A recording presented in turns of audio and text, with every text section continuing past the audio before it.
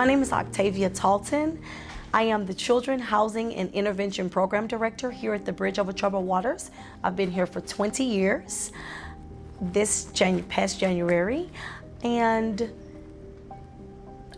I feel like I wear 90 hats here. But my favorite job, and anyone can tell you, my favorite part of being a part of the Bridge is the children. My love for them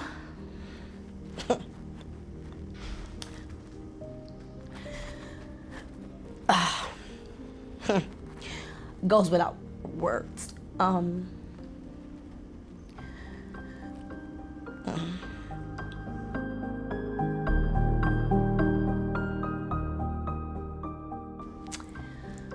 would have to say that our collaboration has provided an opportunity for our participants that they possibly, and I'm not gonna say possibly, that I know that they would not have had the experience of being a part of. Sports is a big deal. I love that you guys were offered the opportunity to be a part of the ECR program, because we're not inside the box. We're thinking outside the box for connection and an impact on how to build our next generation and how to work with our youth and encourage them and empower them. And sports is an outlet for a lot of our youth in the community, in underserved population. So I feel that it is a need, and our children are extremely excited. Our parents are appreciative, and I know that it's not something that's going to go away. After it ends, I think that we're going to figure out a way to work together and continue it, because we know that it's going to make a difference in some of the youth.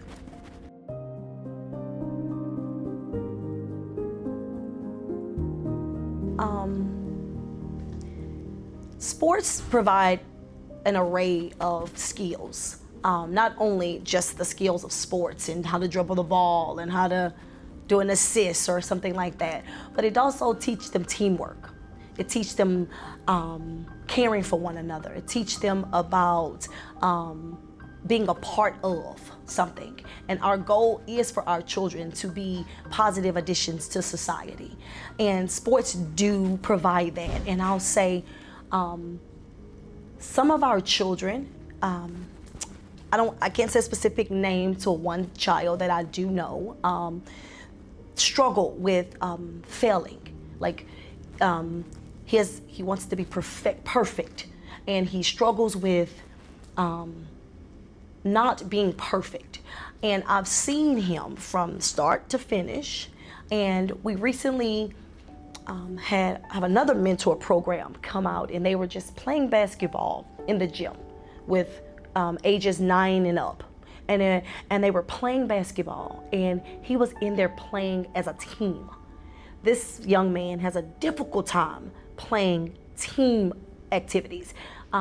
They were taking the ball from him. He didn't throw a tantrum or a fit. Like normally he would kick the wall or throw the ball because he cannot feel that he is inferior or less than. And that's normal in the work that we do, working with survivors of domestic violence children. That's what they see, that's what they know. And seeing him in that environment that day, and he was playing with them. And then afterwards, and I don't want to get emotional, afterwards, they were getting water, and he told his friends, "We did a good job, guys." That's what the collaboration is doing for our kids. I don't want to cry. You're gonna mess my eyelash up.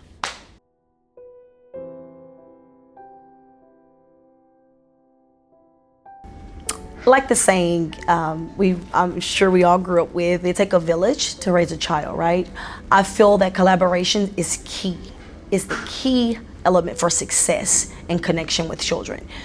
If you try to do it alone, you're isolated to what your expertise is able to provide. When you collaborate, it allows you to bring others in and provide an array of specialties and expertise and passions that can actually touch more lives. That's why collaborations that's the main ingredients.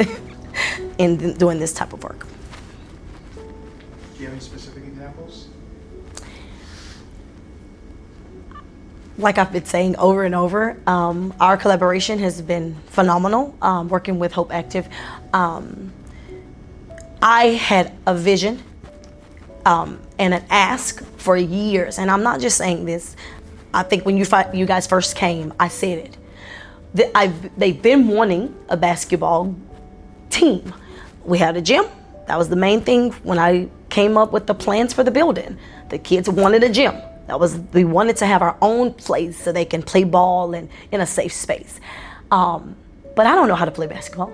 My staff are not skilled in giving, coaches are coaches. I'm not a coach. I stay in my lane. I do what I know how to do, and I'm okay with that. But I always wanted that for them. We would say, well, maybe we could just learn some things and we could teach it, and then we can get them some jerseys. We would have ruined those children. Just joking. I mean, because we didn't know what we were doing, and then when this came along, I felt like it was just destined. It was like when I got the call, hey, we have a grassroots program in our program. Great collaboration. I know they would do great over there. And when I heard what it was about, I ran down the stairs, no joke, to tell my staff, we're gonna have a basketball team come out and teach our kids. They were all like, what? Everybody was excited. The kids, I told them even before y'all came. So if y'all wouldn't have came, it would have been a disaster. Because I'd already said that. But it does matter. It really does. I could see that it's starting slow, but I know that if we continue this, it's gonna grow. Yeah. So.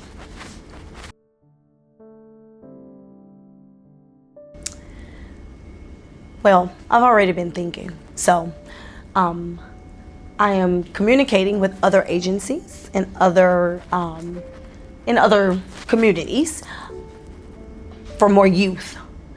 We have an organization. They have their own bus. So we're gonna try to get them, signed up with our agency because they have to be a part of our program. But we want to have, we want to host a basketball tournament here. We want to make it bigger. We want to show what we're doing. And I want to provide that access here on site to other communities and other agencies that's similar to mine.